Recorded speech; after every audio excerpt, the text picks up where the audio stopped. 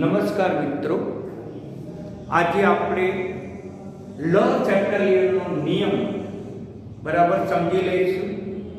થોડું માહિતી પ્રધાન છે, અઘરું પણ પડે છે, પરંતુ જો તમે સમજશો બરાબર તો તમને આ પ્રશ્નો આવડે. મોટા ભાગેના પ્રશ્નો હેતુલક્ષી વધારે પૂછાય છે. નિયમ તો તમે તમારી પરિભાષામાં પણ લખી શકો છો. તો નિયમ શું છે કે પ્રણાલીની સંતુલન સ્થિતિ સ્થપાયા પછી એની ઉપર અસર કરતા પરિબળોમાં ફેરફાર કરવામાં આવે ત્યારે એ જે પ્રણાલી છે એ પ્રણાલી અસરને ઓછી કરી દે છે અને ફેરફારની અસર ઓછી કરે, ફેરફાર નાબૂદ કરે એમ પણ કહી શકાય. પ્રણાલીની સંતુલન સ્થિતિમાં કોઈ પણ પરિબળનો ફેરફાર કરવામાં આવે ત્યારે પ્રણાલી આ અસરને ઓછી કરી નાખે છે અથવા તો ફેરફારની આ અસરને ઘટાડી દે છે. સમજી કે લ ચેપ્ટરનો સિદ્ધાંત આ શબ્દોમાં જ આપણા પાઠ્યપુસ્તકમાં લખ્યો છે. ફેરફારની આ અસરનો ઘટાડે છે અથવા તો પ્રતિકાર પણ કરે છે એમ પણ શબ્દ લખી શકીએ. આ અસરનો પ્રતિકાર કરે છે.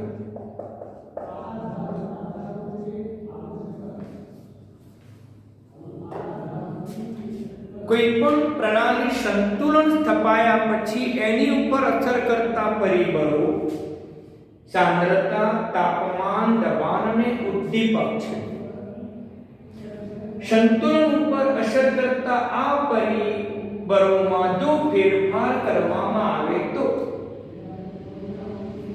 પ્રણાલી આ ફેરફારની અસરને ઓછી કરે છે અથવા ફેરફારની આ અસરનો પ્રતિકાર કરે છે. એની બીજી પરિભાષામાં લખવું હોય તો લખી શકાય, સંતુલન પ્રાપ્ત થયા પછી સાંદ્રતા, તાપમાન અથવા દબાણમાં ફેરફાર કરવામાં આવે તો નવું સંતુલન સ્થપાય છે. અને નવું સંતુલન સ્થપાય ત્યારે કાં તો પુરોગામી દિશામાં પ્રક્રિયા થાય કાં તો પ્રતિગામી દિશામાં પ્રક્રિયા થાય અને નવું સંતુલન સ્થપાય છે. મિત્રો, લ ચેપ્ટરનો સિદ્ધાંત આપણને પણ લાગુ પડે. આપણે પ્રણાલી છીએ ને, તો પર્યાવરણ સાથે આપણે સંતુલનમાં છીએ. અત્યારે પર્યાવરણે તાપમાન ઘટાડ્યું, શિયાળો આવ્યો, તાપમાન ઘટ્યું, તો આપણી પ્રણાલીમાં ફેરફાર થઈ ગયો. એ તાપમાનનો ફેરફાર ઓછો કરવા માટે, તાપમાનના ફેરફારનો પ્રતિકાર કરવા માટે આપણે ગરમ કપડાં પહેરીએ છીએ. સ્વેટર શા માટે પહેરીએ છીએ? ઠંડી ઓછી લાગે, તાપમાનનો ઘટાડો નાબૂદ થાય, તાપમાનનો ઘટાડાનો ફેરફાર ઓછો થાય એવા આપણે પ્રયત્ન કરીએ છીએ અને એ રીતે આપણી સંતુલન અથવા રહેણીકરણીમાં ફેરફાર થાય છે. એ જ પ્રમાણે ઉનાળો આવે ત્યારે, બરાબર સમજો મિત્રો, ઉનાળો આવે ત્યારે શું થાય? પર્યાવરણને તાપમાન વધ્યું, કારણ કે આપણે પર્યાવરણ સાથે સંતુલનમાં છીએ. પર્યાવરણને તાપમાન વધાર્યું તો વધારો ઓછો થાય, વધારાનો પ્રતિકાર થાય એવો આપણે પ્રયત્ન કરીએ છીએ. એટલે આપણે પંખો ચાલુ કરીએ, એસી ચાલુ કરીએ, જેથી તાપમાનનો વધારોની અસર ઓછી થાય. આ બાબત બરાબર સમજી લો. આપણે પર્યાવરણ સાથે સંતુલનમાં છીએ. જો સંતુલનમાં ન હોઈએ તો, પર્યાવરણ પ્રમાણે આપણે ફેરફાર ન કરીએ તો, રહેણીકરણી ન બદલીએ તો આપણું અસ્તિત્વ રહે નહીં. માટે કહેવામાં આવ્યું છે, પરિસ્થિતિને અનુકૂળ થઈને જીવો, નહીતર મરો. ડાર્વિનનો ઉત્ક્રાંતિવાદનો સિદ્ધાંત જ છે કે કોઈ પણ સજીવ એ પર્યાવરણને અનુકૂળ થઈને જો જીવે તો લાંબો સમય અનુકૂળ ન થાય તો મરી જાય. એટલે જો પર્યાવરણે અત્યારે ઠંડી તાપમાન ઘટાડ્યું પર્યાવરણે, તો આપણે પરિવર્તન ન કરીએ તો શું થાય? પંખો ચાલુ રાખીને એસી ચાલુ રાખીએ તો આપણું મૃત્યુ થઈ જાય, આપણું નાશ થાય. તો પછી બરાબર સમજી લો, કોઈ પણ પ્રણાલી માટે લ ચેપ્ટરનો સિદ્ધાંત લાગુ પડે ને પડે કે પ્રણાલી સંતુલન પ્રાપ્ત કર્યા પછી એની ઉપર અસર કરતા પરિબળોમાં જો ફેરફાર કરવામાં આવે તો નવું સંતુલન પ્રાપ્ત થાય. પુરોગામી દિશામાં થાય અથવા પ્રતિગામી દિશામાં થાય. હવે સમજી લો, સાંદ્રતાના ફેરફારની સંતુલન ઉપર અસર. સંતુલન પ્રાપ્ત થયા પછી દાખલા તરીકે લઈએ આપણે A માંથી B બની. હવે પ્રક્રિયકની સાંદ્રતા વધારવામાં આવે, આની સાંદ્રતા વધારવામાં આવે તો ફેરફાર ઓછો કરે, ફેરફારનો પ્રતિકાર કરે, એટલે કે વધારો જે છે એ વધારાનો પ્રતિકાર થાય એટલે સાંદ્રતા નાબૂદ થવી જોઈએ. જે સાંદ્રતા વધી એ નાબૂદ થવી જોઈએ. ક્યારે નાબૂદ થાય? કે પુરોગામી પ્રક્રિયા થાય ત્યારે. આ એક સંતુલન સ્થપાયા પછી જો પ્રક્રિયકોની સાંદ્રતા વધારવામાં આવે તો નવું સંતુલન સ્થપાય છે. તેમાં પુરોગામી પ્રક્રિયા થાય અને નિપજો વધુ બને. સંતુલન રચનાત્મક પણ ફેરફાર થાય. નિપજો ભાગાકારમાં પ્રક્રિયકો. હવે નિપજોની સાંદ્રતા વધી ગઈ, અંશનું મૂલ્ય વધી ગયું, માટે Ke નું મૂલ્ય પણ વધે, એટલે Ke નું મૂલ્ય વધે છે, નિપજોની સાંદ્રતા વધે છે. આ સિદ્ધાંતો જ છે. આ પહેલો વિકલ્પ. હવે બીજો વિકલ્પ લઈએ કે નિપજોની સાંદ્રતા વધારી. હવે નિપજો જે છે એની સાંદ્રતા વધારતા તો પછી એની અસર ઓછી કરી નાખે, એ અસરોનો પ્રતિકાર કરે, એનો વિરોધ થાય એમ પણ કહી શકાય. એટલે આની સાંદ્રતા વધારી તો વિરોધ શું થાય? કે સાંદ્રતા ઘટે. નવ સંતુલન સ્થપાય, એમાં સાંદ્રતામાં ઘટાડો થાય. એટલે કઈ દિશામાં પ્રક્રિયા થાય? વિચારો.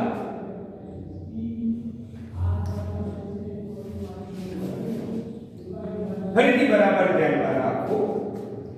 બીજું પરિબળની મેં ચર્ચા કરી કે નિપજોની સાંદ્રતા હવે વધારી તો લ ચેપ્ટરના સિદ્ધાંત મુજબ અસર ઓછી થવી જોઈએ, પ્રતિકાર કરે, વિરોધ કરે, એ અસરનો વિરોધ કરે, એટલે આપણે કહી શકીએ સાંદ્રતા ઘટે. ક્યારે ઘટે? તો કે પ્રતિગામી પ્રક્રિયા થાય ત્યારે સાંદ્રતા ઘટે. એટલે આપણને પ્રક્રિયક વધુ પ્રાપ્ત થાય, આપણને વધુ પ્રમાણમાં પ્રક્રિયકો પ્રાપ્ત થાય અને પ્રક્રિયકોની સાંદ્રતા વધી ગઈ મિત્રો. અને પ્રક્રિયકની સાંદ્રતા વધી જાય તો પછી પ્રક્રિયકોનું સાંદ્રતા વધે તો Ke નું મૂલ્ય ઘટી જાય, કારણ કે વ્યસ્ત પ્રમાણમાં છે. વધે તો આ ઘટે, એટલે Ke નું મૂલ્ય ઘટે છે. યાદ રાખો. બરાબર, બિલકુલ સિમ્પલ છે. હવે ત્રીજી બાબત આપણે ચર્ચા કરીએ. હવે નિપજોની સાંદ્રતા ઘટાડી દેવામાં આવે. ધ્યાન આપો. નિપજો દૂર કરવામાં આવે.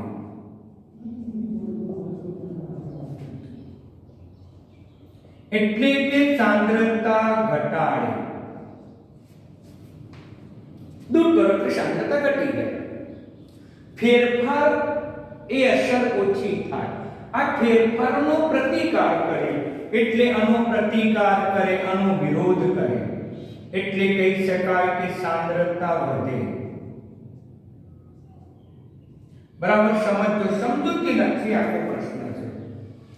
જો નિપજો B ને દૂર કરવામાં આવે તો B ની સાંદ્રતા ઘટી જાય, પરંતુ પ્રતિકાર કરે છે એટલે કે સાંદ્રતા વધી જાય. સાંદ્રતા B ની વધે, નિપજની વધે એટલે કઈ દિશામાં પ્રક્રિયા થાય? પુરોગામી દિશામાં પ્રક્રિયા થાય અને બાકીની જે નિપજ હોય એની સાંદ્રતામાં વધારો થાય. બરાબર ધ્યાનમાં રાખો મિત્રો. તો આમ આપણે સરળતાથી સમજાવી શકીએ છીએ. પાઠ્ય પર આ નોંધ કરી છે, આ નોંધ કરી છે, આ નોંધ પણ તમે ધ્યાનમાં રાખો. વિવિધ ઉદાહરણો દ્વારા આપણે સમજાવી શકીએ છીએ. હવે ઉદાહરણ લઈએ મિત્રો, ધ્યાન આપો.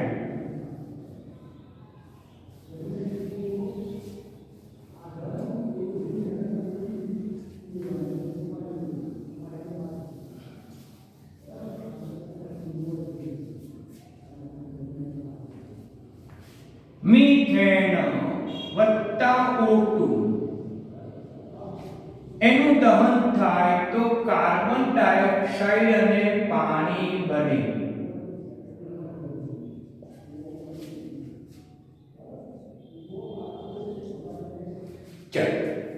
સંતુલન સ્થપાઈ ગયું. હવે એમાં ફેરફાર કરીશું. કોનો? તો કે સાંદ્રતાનો ફેરફાર કરીશું. સૌપ્રથમ આપણે હવા ઉમેરતા એવું પૂછે તો સંતુલનમાં શું ફેરફાર થાય? આવા એમસીક્યુ પરીક્ષામાં પૂછે છે. તો હવા ઉમેરતા તો આપણે કહી શકાય કે હવામાં O2 ઉમેરાય. O2 એટલે કે બીજી પરિભાષામાં નિપજો ઉમેરાય. નિપજોની સાંદ્રતા વધી. ફરી ભૂલ છે મિત્રો, O2 ઉમેરાય છે એટલે પ્રક્રિયકની સાંદ્રતા વધે. પ્રક્રિયકની સાંદ્રતા વધે.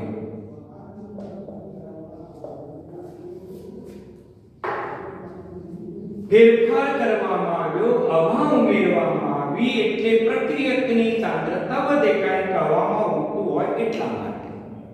હવે પ્રક્રિયકની સાંદ્રતા વધી તો લચટલીનો સિદ્ધાંત શું કહે છે? આ અસરને ઓછી કરે અથવા આ અસરનો પ્રતિકાર કરે. એટલે કહી શકાય કે પ્રક્રિયકની સાંદ્રતામાં પ્રતિકાર કરે એટલે કે વિરોધ કરે, પ્રક્રિયકની સાંદ્રતામાં ઘટાડો થાય. પ્રક્રિયકોની સાંદ્રતા ઘટી જાય.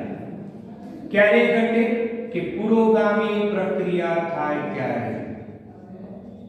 પુરોગામી પ્રક્રિયા થાય અને પુરોગામી પ્રક્રિયા થાય તો નિપજોની સાંદ્રતા વધે અને Ke પણ વધે. સમજી લો બરાબર. પ્રક્રિયકો ઉમેરવામાં આવે તો પુરોગામી પ્રક્રિયા થાય છે અને K ના મૂલ્યમાં વધારો થાય છે. હવે નંબર 2, પાણી ઉમેરતા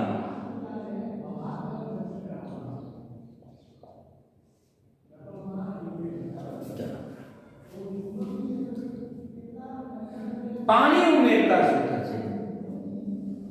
તો પાણી ઉમેરવામાં આવે તો પાણી એ નિપજો તરફ આવેલી છે એટલે કે નિપજોની સાંદ્રતા વધે.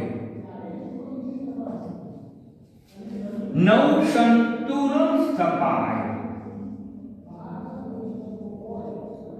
અને કઈ રીતે સ્થપાશે? તો કે એ અસરનો પ્રતિકાર કરે. કઈ અસરથી? સાંદ્રતા વધે એ અસરથી એનો પ્રતિકાર કરે એટલે કહી શકાય કે નિપજોની સાંદ્રતા ઘટે.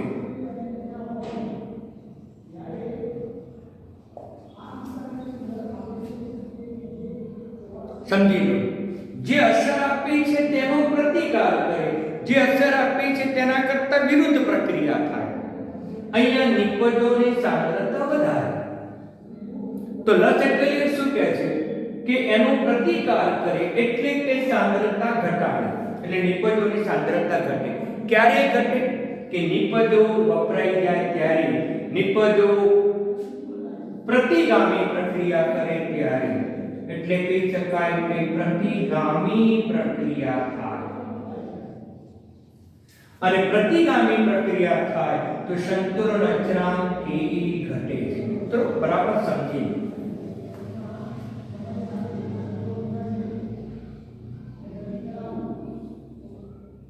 ટૂંકમાં યાદ રાખો, પ્રક્રિયકોની સાંદ્રતા વધારો તો પુરોગામી પ્રક્રિયા થાય, નિપજોની સાંદ્રતા વધારો તો પ્રતિગામી થાય. આટલું યાદ રાખશો તો ચાલશે. હવે અગત્યનું છે જે તમને પૂછાઈ ગયું છે, વરાળ દૂર કરતા. વરાળ દૂર કરીશું એનો શું થયો? વરાળ કોની છે? પાણી. એટલે કહી શકાય કે વરાળ દૂર કરવામાં આવે તો H2O નિપજો દૂર થાય છે. દૂર થાય. નવું સંતુલન સ્થપાય.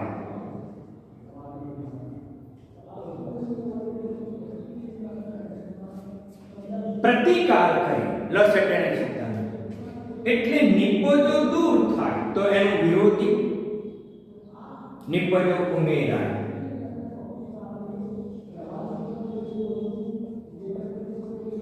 એટલે નિપજોની સાંદ્રતા વધે. અને નિપજોની સાંદ્રતા વધે એટલે પુરોગામી પ્રક્રિયા થાય. અને પુરોગામી પ્રક્રિયા થાય તો નિપજોની સાંદ્રતા વધે, CO2 નું પ્રમાણ વધે. કારણ કે પુરોગામી પ્રક્રિયા થાય છે તો CO2 વધારે બનતો જાય. એટલે જો પાણી જો તમે દૂર કરો પ્રણાલીમાંથી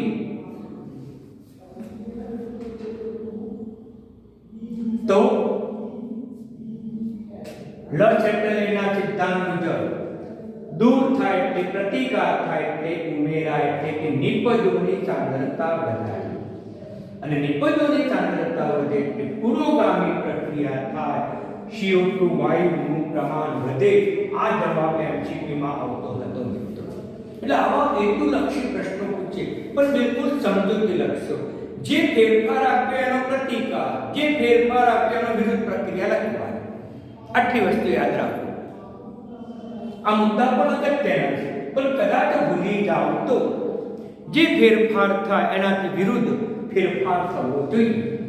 કુદરતે તાપમાન વધારે તો આ પ્રણાલીએ શું કર્યું? તાપમાન વધારે. પ્રણાલીએ અને પર્યાવરણ સંતુલનમાં છે. પર્યાવરણે તાપમાન ઘટાડ્યું તો આપણે એનો પ્રતિકાર કર્યો. આપણે પ્રણાલીએ તાપમાન વધાર્યું એટલે શટર પહેરીએ છીએ. આ બાબત સમજવાની છે. બિલકુલ સરળ ટોપિક છે પણ ભાષાકીય હોવાથી થોડી મુશ્કેલી પડે છે.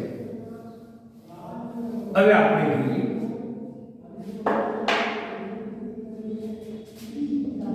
H2 વત્તા I2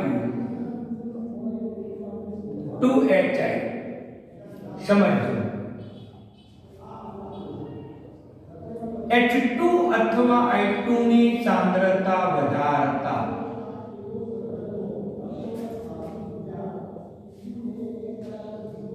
ફેરફારનો પ્રતિકાર.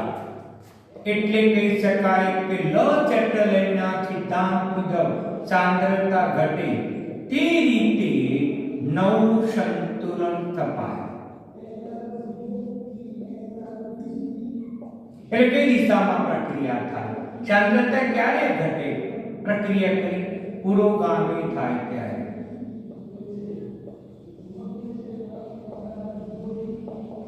પુરોગામી આટલું લખો તો ચાલે.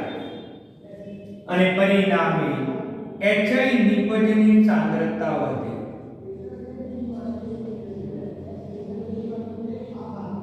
પ્રક્રિયકોની સાંદ્રતા વધારો, પુરોગામી થાય, નિપજ વધે, Ke વધે.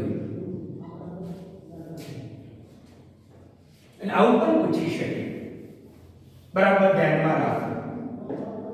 હવે HI ની સાંદ્રતા વધારતા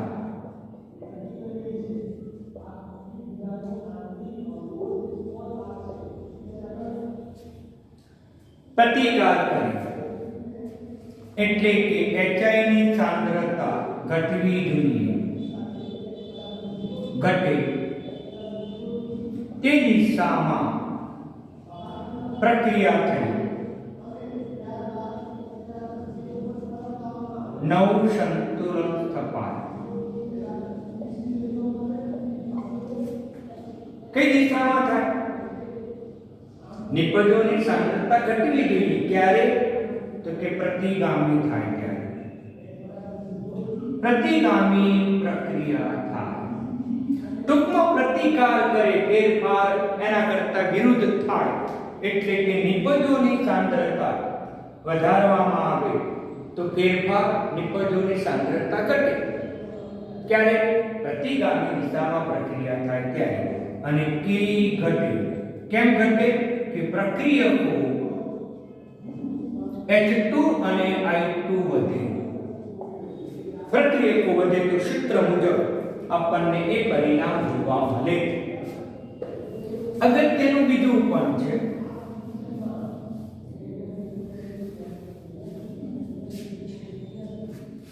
એ પણ પૂછાઈ ગયું છે કેલ્શિયમ કાર્બોનેટનું વિઘટન કરો. આ વિસમાન સંતુલન છે તો કેલ્શિયમ ઓક્સાઇડ બને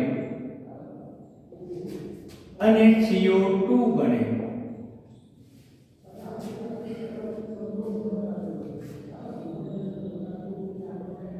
CO2 દૂર કરવામાં આવે.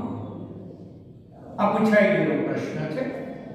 સંતુલન થપાયા પછી કયું પરિબળમાં ફેરફાર કરવામાં આવ્યો? તો કે CO2 દૂર કરવામાં આવ્યો. તો ફેરફારનો ઓછી કરશે અથવા પ્રતિકાર કરશે. CO2 દૂર કરતા CO2 વધે. પ્રતિકાર કરે તે દિશામાં પ્રક્રિયા થાય. મિત્રો વિચારો કેટલું સિમ્પલ છે. દૂર કરવામાં આવે અથવા બીજી પરિભાષામાં CO2 ની સાંદ્રતા ઘટાડવામાં આવે.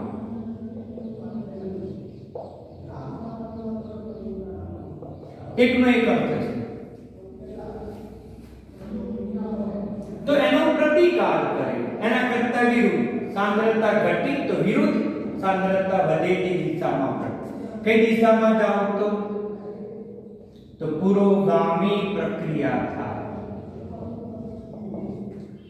વધુ નિપજો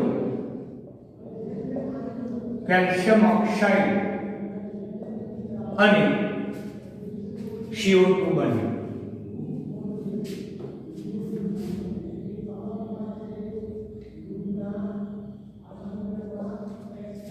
CO2 દૂર કરી એનો પ્રતિકાર થાય. CO2 ઉમેરા, CO2 વધે એટલે CO2 પણ વધે, Ke વધે.